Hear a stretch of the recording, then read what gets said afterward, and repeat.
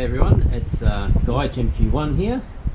Thanks for all the feedback on the first 3 episodes of the series on the biggest gold nuggets ever found. For anyone who hasn't seen those, please feel free to go and have a look at those videos. Some of the feedback's just been on the intro, was a little bit boring, so I thought I'd bring little Lani here and we could introduce the 4th series, but also give you a bit of a background of what we're trying to do. So what we're talking about here is the Golden Triangle in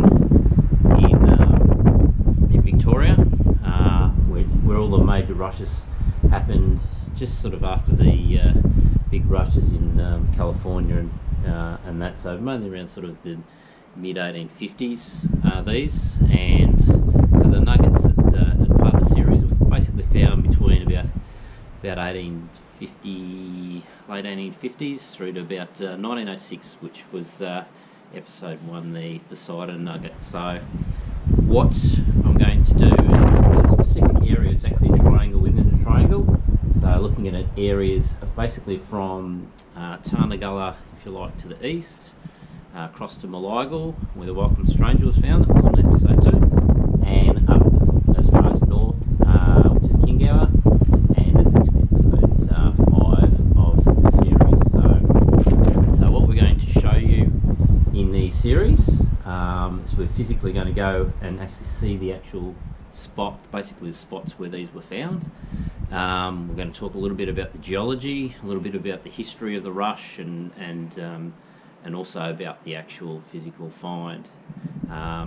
So in terms of what some other things that I just wanted to sort of go through with you is that the interesting part about all these nuggets, they all would have been found with one of these, which is one of the modern metal detectors. This is a GPX 4500. So the other probably important part about it is that there's also a lot of challenges in Victoria in terms of access to land and so forth. So make sure you do have a miner's right if you're going into areas where you can prospect for gold. And probably the other part about this is a number of these spots where these nuggets were found, including the one in this episode, the Viscount of Canterbury, is actually on private land. So you're not allowed to go onto that land. As I said, the bush telegraph works very, very quickly these days with mobile phones, and nearly everyone's ute's got a CB radio, so just don't try it because you'll get caught either by the local copper or the local landowner. So it's really, really important that every prospector does the right thing.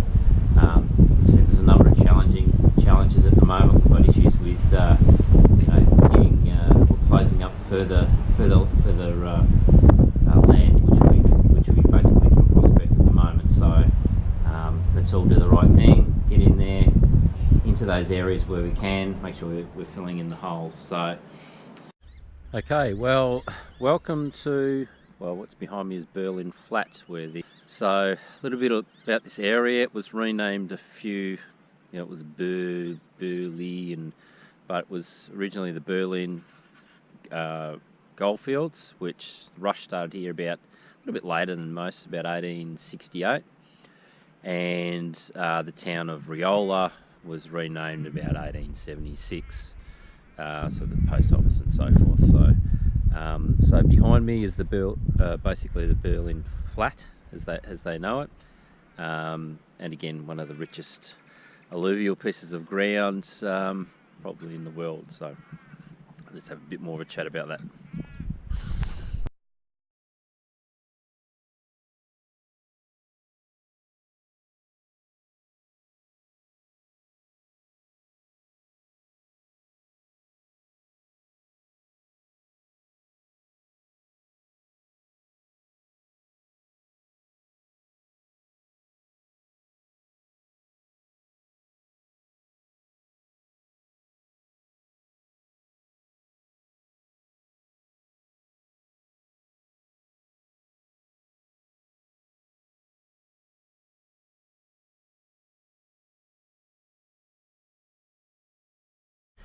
Okay, so we're just up the road from where the precious nugget was found, literally just up the road. So this is what's called John's Paddock, and they've done a little bit of work just on in the gully here. So this basically, almost where we're standing, is where the Viscount of Canterbury nugget was found. So again, the geologist. So if you look back that way, you can see up into the higher things that goes into up into sort of Melville caves. So granite down there, down into these flats, and again, the Berlin flats just sort of run through the back through here as well. So a fair amount of work's obviously been done in this area. Again, very, very shallow alluvial sort of grounds, being capped off at sort of, you know, anywhere between 3 or 5 metres. So obviously big gold that's quite accessible, especially with a fair amount of bedrock.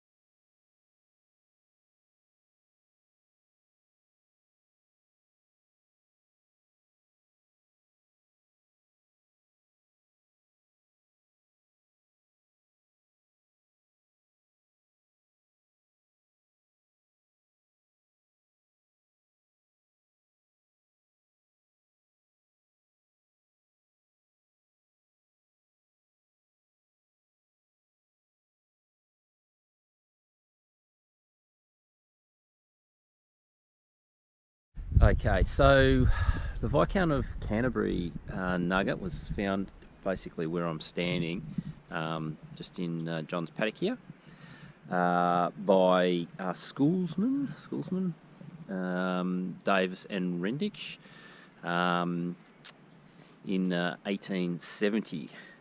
So this nugget was around just a bit above 1,100 ounces, and again, there's a lot of actually big gold came out of here. So there was actually quite interesting. There was one called the Viscount Test of Canterbury that was found just a couple of months later. So a number of nuggets here that were well and truly over 100 ounces, and yes, obviously very, very rich alluvial field. So it's great to actually you know, use things such as Google Earth and so forth, where you can actually utilise old maps and so forth, and feel quite privileged to be standing on a place that you know, 140, 150 odd years ago was a lot of people quite excited. So.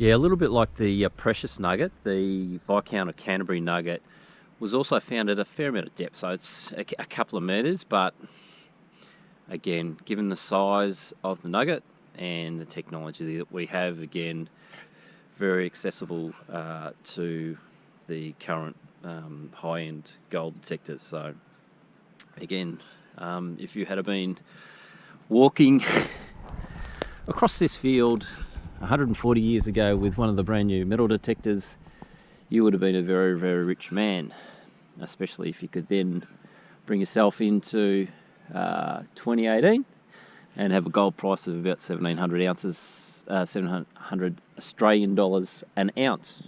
So, and again, for people, international viewers and so forth, it's just a little bit about sort of some of the bush and how a lot of the diggings actually look around Victoria. Cheers.